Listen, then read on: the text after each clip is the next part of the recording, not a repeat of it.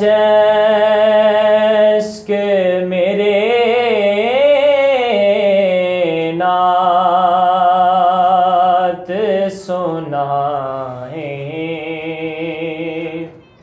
तो अजब क्या सुन कर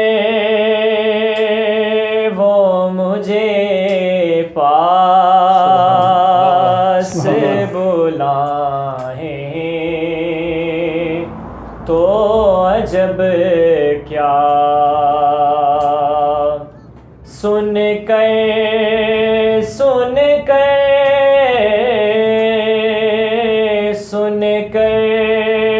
वो मुझे पास बुलाए तो अजब क्या। माशाअल्लाह सुभान अल्लाह। दीदार के काबिल तो कहाँ मेरी नजर है,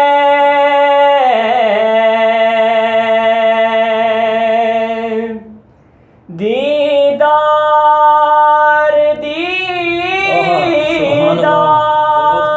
के काबिल तो कहाँ मेरी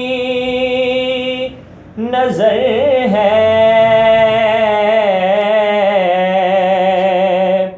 लेकिन वो मेरे ख्वाब में आए तो अजब क्या है। तो अजब क्या, लेकिन वो मेरे ख्वाब में आए तो अजब क्या। अऊज़ु बिल्लाहि मिनश शैतानिर रजीम। बिस्मिल्लाहिर्रहमानिर रहीम। रब्बि इश्रह ली सदरी व यस्सिर ली अमरी वहलुल उक़दतम मिन लिसानी यफ़क़हू क़ौली। अल्लाहुम्मा सल्लि अला सय्यिदिना व मौलाना मुहम्मदिन व अला आलि सय्यिदिना व मौलाना मुहम्मदिन व बारिक व सल्लिम व सल्लि अलैहि। नाज़रीन किराम, आपका मेज़बान शम्सुर रहमान रहमत रमज़ान ट्रांसमिशन के साथ आपकी खिदमत में हाज़िर है। माशाअल्लाह हमारे साथ स्टूडियोज़ में आज हमने एक मुनफरिद अंदाज़ के साथ प्रोग्राम का आगाज़ हुज़ूर अलैहिस्सलातु वस्सलाम की नात पाक से किया है। नात शरीफ पढ़ने का शर्फ़ हासिल कर रहे थे मोहतरम मकाम हाफिज़ उस्मान मजीद साहिब। हम उनको भी दिल की अथा गहराइयों से 3-4 प्रोग्राम के बाद दोबारा वो हमारे प्रोग्राम की ज़ीनत बने हैं, खुश आमदीद कहते हैं। और उनके साथ तशरीफ़ फरमा हैं, जैसा कि हमने आपसे कहा है कि हर रोज़ हमारे साथ एक आलिम दीन होंगे जो आपके सवालात पे, चंद दीनी मसाइल पे गुफ्तगू किया करेंगे और हमारे सवालात के जवाबात दिया करेंगे। मेरी मुराद जनाब मोहतरम प्रोफेसर अल्लामा फैसल जावेद साहिब प्रोग्राम की ज़िंद पर है। सबसे पहले तो हम आपके मशकूर व ममनून हैं और दिल की अथा गहराइयों से खुश आमदीद कहते हैं। शुक्रिया। सामीन किराम, नाज़रीन किराम, आज हमारा मौजू जो होगा वो ज़कात के हवाले से है। जिस तरह के हर चीज़ को पाक करने के लिए, कपड़ों को पाक करने के लिए पानी होता है, अगर चाहें तो लोहे से जंग उतारने के लिए रेगमार होता है, और इसी तरह अल्लाह तबारक व तआला ने माल को पाक करने के लिए ज़कात हमारे लिए फ़र्ज़ की है। तो आज इंशाअल्लाह क़िबला अल्लामा साहब से, प्रोफेसर साहब से इसी हवाले से गुफ्तगू होगी और इनसे पूछा जाएगा कि अल्लामा साहब हमें ये बताइए कि पहले तो सबसे हमें हमारे जहन में इस बात को उजागर कीजिए कि ज़कात की तारीफ़ क्या है। बिस्मिल्लाहिर्रहमानिर्रहीम वस्सलातु वस्सलामु अला सय्यिदिल मुरसलीन। सबसे पहले मैं रहमत रमज़ान प्रोग्राम की पूरी टीम और बिलखसूस मेज़बान प्रोग्राम कारी शम्सुर रहमान चिश्ती साहब का शुक्रिया अदा करता हूँ कि जिन्होंने इस खूबसूरत प्रोग्राम के ज़रिए सामीनों नाज़रीन को रमज़ानुल मुबारक के फ़्यूज़ व बरक़ात समेटने का मौका फ़राहम किया। ज़कात अरकान इस्लाम में से एक अहम रुकन है, जैसा कि नबी करीम सल्लल्लाहु अलैहि वसल्लम ने इरशाद फरमाया, बुनियल इस्लाम अला खम्सिन शहादत अल्लाह इलाहा इल्लल्लाह व अन्ना मुहम्मदन अब्दुहु व रसूलुहु व इकामिस सलाते व ईताइज़ ज़काते वल हज व सोम रमज़ाना। और ज़कात की अहमियत का अंदाज़ा हम इस बात से भी लगा सकते हैं कि ज़कात की अदायगी का हुक्म अल्लाह तबारक व तआला की ज़ात ने सिर्फ़ उम्मत मोहम्मद सल्लल्लाहु अलैहि वसल्लम को ही नहीं दिया, बल्कि आपसे कबल जितनी भी उम्मतें थीं उन तमाम उम्मतों को ज़कात की अदायगी का हुक्म दिया गया। और अगर हम कुरान पाक को उठाकर देखें तो कुरान पाक के अंदर अल्लाह तबारक व तआला की ज़ात तकरीबन 82 मकामात पर नमाज के साथ ज़कात की अदायगी का ताकीदी हुक्म फरमाती है। इसके साथ अगर आप खिलाफत सदीकी के इब्तदाई दौर को देखें कि जब कुछ लोगों ने ज़कात की अदायगी से इनकार कर दिया तो उस वक़्त हज़रत अबू बकर सदीक़ ने उन मानीन ज़कात और मुनकरीन ज़कात के खिलाफ जहाद किया। हज़रत अबू बकर सदीक़ ने फरमाया वल्लाहि ला उक़ातिलन्ना मन फ़र्रक़ बैन सलात व ज़का फ़इन्न ज़कात हक़्क़ुल माल। आपने फरमाया कि खुदा की कसम मैं उन लोगों के खिलाफ़ लड़ूंगा, जंग करूंगा जिन्होंने नमाज और ज़कात के दरमियान फ़र्क डाला। यानी उन्होंने नमाज तो पढ़ी लेकिन ज़कात की अदायगी से उन्होंने इनकार कर दिया। आगे आपने फरमाया वल्लाहि लो मनाऊनी अनाकन कानू युअद्दूनहा इला रसूलिल्लाह सल्लल्लाहु अलैहि वसल्लम।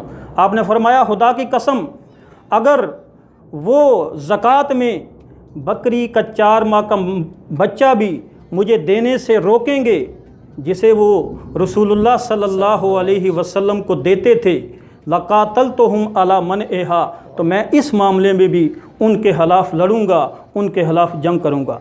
जहाँ तक ज़कात की तारीफ़ का ताल्लुक़ है तो शरीयत इस्लामिया के अंदर ज़कात की तारीफ़ इन अल्फाज में की गई है कि मखसूस अमवाल में से मखसूस मकदार का अल्लाह तबारक व तआला की रज़ा के लिए किसी को मालिक बना देना ये ज़कात कहलाता है। वाह सुभान अल्लाह, बड़े उम्दा और अहसन अंदाज में प्रोफेसर साहब ने हमारे अज़हान के अंदर ये बात उजागर की है कि ज़कात के हवाला से हमारे जो खुलाफाए राशिदीन हैं और उनमें से अव्वल खलीफा अव्वल जो हैं हज़रत अबू बकर सिद्दीक़ रज़ी अल्लाह तआला अन्हु, उन्होंने जो मुनकरीन ज़कात थे उन्होंने मुनकरीन ज़कात के साथ जिहाद किया।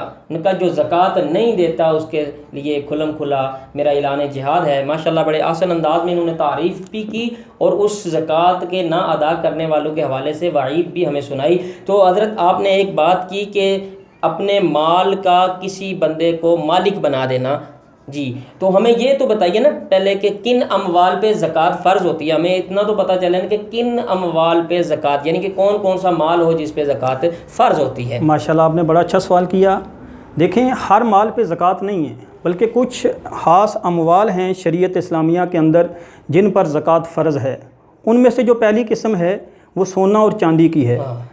सोने का नसाब नबी करीम सल्लल्लाहु अलैहि वसल्लम की ज़ात ने 20 मिसकाल यानी 7.5 तोले सोना मुकर्रर फरमाया। ठीक है। और अगर हम मौजूदा दौर में उसकी मालियत देखें, उसकी कीमत देखें तो वो तकरीबन 7 लाख रुपया बनती है।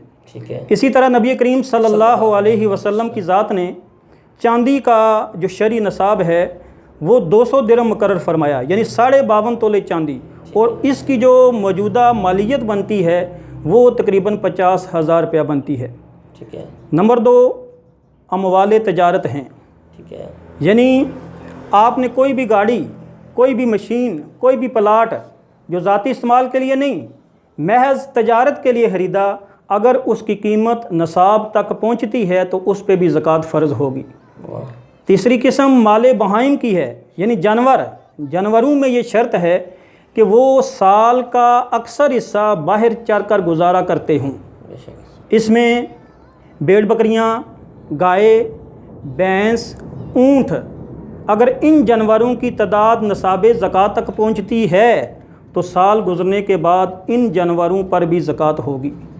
चौथी जो चीज़ है, जो चीज़ें ज़मीन से हासिल होती हैं और इंसान ज़मीन के अंदर उनको बाकायदा किसी मकसद के तहत उगाता है, इसमें तमाम फसलें शामिल हैं, इसमें तमाम अनाज शामिल हैं, इसमें फल शामिल हैं, इसमें सब्ज़ियाँ शामिल हैं। बल्कि फ़ुक़हा ये भी कहते हैं कि अगर किसी ने घास उगाई लेकिन तजारत की नीयत से उगाई, तजारत की गरज से उगाई, या इसी तरह अगर किसी ने दरख्त उगाए और वो तजारत की गरज से उगाए तो उन पर भी ज़कात होगी। वाह, बहुत उम्दा जवाब इनायत फरमाया कि किन अमवाल पर। हमारे तो जहन में अलामा साहब यही बात बैठी हुई है कि हमारे पास 7.5 तोले सोना या 52.5 तोले चांदी मौजूद होगी तो लोगों का घरों के अंदर यही बिलखुसूस ख़वातीन का जवाब होता है कि हमारे पास तो इतना सोना है नहीं। लेकिन आपने माशाल्लाह कितने आसान अंदाज में फरमा दिया, अगर प्लाट है, अगर जानवर हैं, अगर फसलें हैं, यानी फसलों पे भी आती है। फसलों में बाज़ लोग सिर्फ गंदम को ही समझ रहे हैं उशर के ज़ुमरे में। बहरहाल फसलों के ज़िमन में मैं एक बात की वजाहत करना चाहता हूँ कि ज़री पैदावार की जो ज़कात होती है उसको उशर का नाम दिया जाता है। इसमें थोड़ा सा फ़र्क आप समझ लें कि अगर ज़मीन बरानी होगी तो उस पर उशर होगा, यानी 10वां हिस्सा होगा। मिसाल के तौर पर अगर आपकी फ़सल 100 मन पैदा हुई है तो उसमें से 10 मन आप बतौर ज़कात, बतौर उशर अल्लाह के रास्ते में देंगे। और ऐसी ज़मीन जो नहरी पानी से शराब होती है या ट्यूबवेल से शराब होती है उस पर निसफ़ उशर होगा, यानी उस पर 20वां हिस्सा होगा। अगर आपकी गंदम 100 मन हुई है तो उसमें से आप 5 मन अल्लाह के रास्ते में बतौर ज़कात और उशर देंगे। वाह, बेहतरीन माशाल्लाह। वैसे भी फसल यानी गंदम की कटाई का जो और उसकी गंदम हासिल करने का वक्त चल रहा है तो सामीन किराम, नाज़रीन किराम, आप इससे फ़ायदा उठा सकते हैं। हमारा प्रोग्राम आज का बहुत ही अहमियत का हामिल है जिसकी वजह से हम अपने माल को पाक कर सकते हैं। और बड़ी उम्दा बात है हज़रत साहब कि अगर बंदे के पास 1 लाख रुपया मौजूद है, उस पूरे 1 लाख को पाक करने के लिए सिर्फ हमने 2500 रुपये अल्लाह के राह में देने हैं। और हमारे बंदे समझते हैं पता नहीं हम 1 लाख से 2.5 अल्लाह के रास्ते में देंगे तो ज़ाया होगा। नहीं, ज़ाया नहीं होता है नाज़रीन किराम, वो हमें बढ़ा के अल्लाह दे देता है वो सारे। हम उस चीज़ से बहरहाल हम अपने सवालात की तरफ आते हैं। ज़रा ये तो बताइए ना, अब तो हमने ये अम्वाल के हवाले से पूछ लिया, अब ये तो बताइए मसारिफ़ ज़कात क्या हैं। बल्कि आप थोड़ा सा मसारिफ़ की भी तारीफ़ फरमा दीजिए और मसारिफ़ ज़कात क्या हैं, इस हवाले से हमारी थोड़ी माशाल्लाह। देखें, आपने ज़कात अदा करनी है तो ये नहीं कि जो भी बंदा आपको रास्ते पे मिला या सड़क में मिला आप उसको ज़कात अदा कर लें, बल्कि कुछ मुअय्यन अफराद हैं, कुछ मखसूस अफराद हैं कि जिनकी अल्लाह तबारक व तआला की ज़ात ने सूरह तौबा की आयत नंबर 60 के अंदर वज़ाहत की है कि इन लोगों को ज़कात दी जाएगी।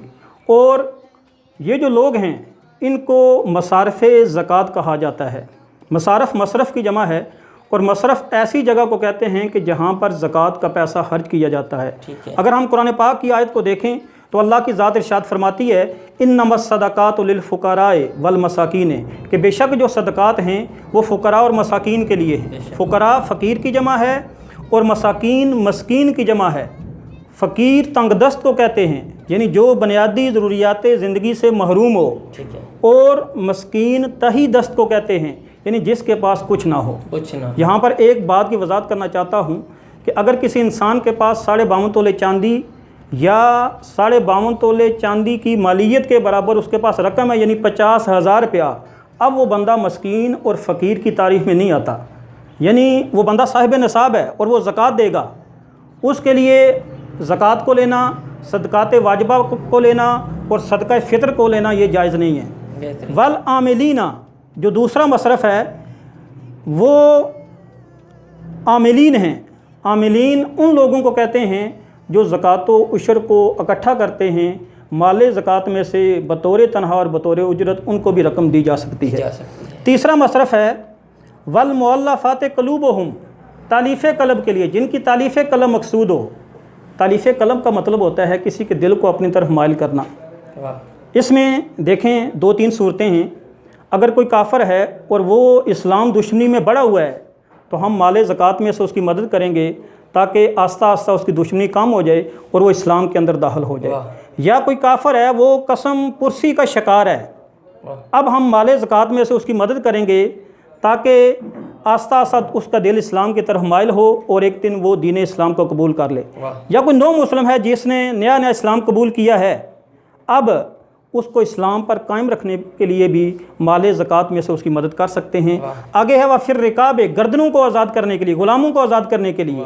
आगे है वल गारिमीना मकरूज़, ऐसा बंदा जिसने अपने ख़ानदान की ज़रूरियात ज़िंदगी को पूरा करने के लिए कर्ज़ लिया फिर तंगदस्त हो गया, या किसी ने कारोबार शुरू किया कर्ज़ लेकर फिर वो तंगदस्त हो गया, तो अब ऐसे लोगों की माल ज़कात में से मदद की जा सकती है। आगे फरमाया वफ़ी सबीलिल्लाह, सबीलिल्लाह से मुराद फुक़हा फरमाते हैं इससे मुराद या इसमें वो तमाम अफराद शामिल हैं जो अल्लाह के दीन की सरबुलंदी के लिए किसी किस्म का जहाद करते हैं और क़िताल करते हैं, वो सारे के सारे फ़ी सबीलिल्लाह में आते हैं। आगे है वब्न सबील, वब्न सबील कहते हैं रास्ते का बेटा, यानी वो मुसाफ़िर जो सफ़र के दौरान किसी इमदाद का मुस्तहिक हो गया, अगरचे घर में या वतन के अंदर वो साहिब हैसियत है लेकिन सफ़र के दौरान वो किसी इमदाद का मुस्तहिक हो गया, तो अब माले ज़कात में से उसकी मदद की जा सकती है। सूरह तौबा के अंदर ये 8 मसारफ़ ज़कात बयान हुए हैं कि जिन पर हम ज़कात का पैसा खर्च कर सकते हैं। बहुत उम्दा माशाल्लाह जवाब इनायत फरमाए। क्योंकि हमारे प्रोग्राम के वक्त के दामन में इतनी वसअत ना है कि हम इस प्रोग्राम को मज़ीद वसी करें, लेकिन नाज़रीन किराम इतने अहसन जवाबात यकीनन आपने पहले ना सुने होंगे। हम लोग रमज़ान शरीफ का भी इंतज़ार करते रहते हैं कि हम रोज़ाना की बेस पे हमारे जहनों में ये सवाल आता है कि हम ज़कात सिर्फ रमज़ान में अदा करेंगे। नहीं, हमारे माल के ऊपर अगर एक साल पूरा हो जाता है तो हमें ज़कात अदा करनी चाहिए, लाजिम आता है कि हम ज़कात अदा करें।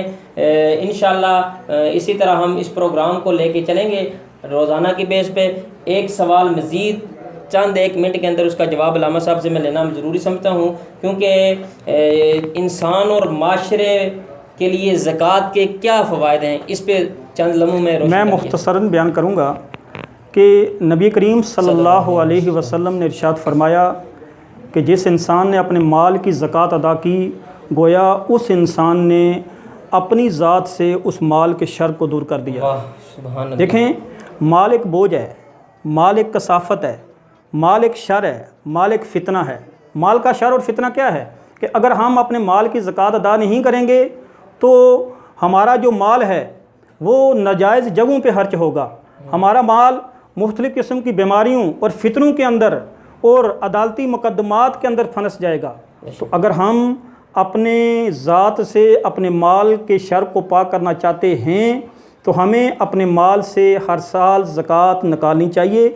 मेरी गुफ्तगू का जो खुलासा है वो इस बात के अंदर है, मैं आप लोगों को यही पैगाम देना चाहता हूँ कि अगर आप में से कोई भी शख्स किसी भी लिहाज से ताकत रखता है कि वो किसी दुख के मारे हुए इंसान के दुखों को दूर कर सकता है, उसके दुखों का मदावा कर सकता है, और वो इंसान उसके दुखों का मदावा नहीं करता, उसके दुखों को कम करने की कोशिश नहीं करता, तो मैं ये कहता हूँ कि वो मुफस्सर तो हो सकता है, मुहद्दिस तो हो सकता है, ज़ाहिद तो हो सकता है, आबिद तो हो सकता है, लेकिन वो जो इंसान है वो नेक नहीं हो सकता। वाह, बेशक बड़े उम्दा अंदाज में जवाबात इनायत फरमाए। इंशाअल्लाह कल के लिए अपने मेज़बान शम्सुर रहमान को रहमत रमज़ान ट्रांसलेशन के हवाले से इजाज़त दीजिए। अल्लाह निगहबान।